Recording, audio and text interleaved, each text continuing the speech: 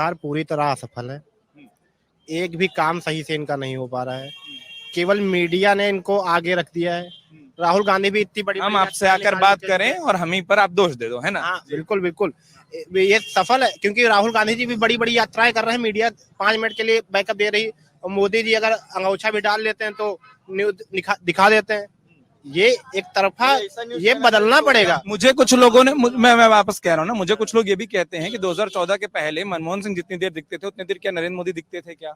हाँ, नहीं नहीं, देश का आप पद को समझिए, आप नेता को समझते हैं। नहीं आप लोगों का ठीक है, वो मैं कह रहा हूँ कि जैसे विपक्ष बहुत जरूरी है डेमोक्रेसी में, ठीक, लेकिन अब विपक्ष ही खत्म कर रहे हैं आप एक भी बीजेपी के कैंडिडेट पे ईडी क्यों नहीं गई? हर जो अच्छा नेता है, अब आप दिल्ली में एक भी सीट नहीं पा रहे हैं तो आप मनीष सिसोदिया और अरविंद केजरीवाल को अंदर कर दे रहे हैं। झारखंड में आप एक भी सीट नहीं पा रहे हैं तो हेमंत सोरेन को अंदर कर दे रहे हैं। आप तेलंगाना में एक भी सीट नहीं पा रहे हैं तो वहां के मुख्यमंत्री, आप जहां सीट पा रहे हैं वहां कुछ नहीं है। अब जहां एक भी सीट नहीं पा रहे हैं वहां के नेताओं को आप अंदर कर रहे हैं। ये तो डिक्टेटरशिप हुआ ना, डेमोक्रेसी कहाँ हुई? मान लें कि यूपी में सारी सीट आ रही है क्योंकि यहाँ के नेता अभी तक अंदर नहीं गए। हाँ बिल्कुल आ रही, डेमोक्रेसी खत्म है। जो आप कह रहे हैं कि जहाँ जहाँ एक पार्टी हार रही है वहाँ कार्रवाई हो रही है। उत्तर प्रदेश में अगर आपकी आंखों के सामने है। उत्तर प्रदेश समझने आया, दिल्ली में समझ लिया। इन्हीं के समीकरण के हिसाब से मैं पूछ रहा हूँ, आपके समीकरण के हिसाब से क्या उत्तर प्रदेश में, क्योंकि उत्तर प्रदेश के नेता तब तक अंदर जाते नहीं दिखे, तो क्या एक ही पार्टी जीत रही है? कि 2014 के बाद विपक्ष है ही नहीं, यूपी में विपक्ष ही नहीं है कुछ। नेता क्यों है? और ये कमी क्यों है? कमी क्यों है? क्योंकि आप सामने वाले को लड़ने ही नहीं दे रहे हैं।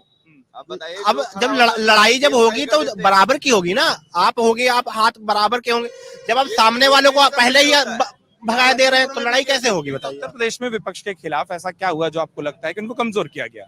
विपक्ष को भी इतना डराया जा रहा है। बसपा खत्म हो गई, कांग्रेस यूपी में है ही नहीं। सपा थोड़ी बहुत है तो उसकी भी फटी पड़ी है।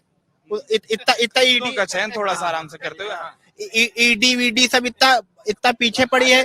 कहाँ तक अरविंद केजरीवाल जैसा आदमी जो IRS है, जो IS है, ऑल इंडिया रैंक 115 है उसकी, उसको फंसाए दे रहे हो तो नॉर्मल आदमी कहाँ से सरवाइव करेगा?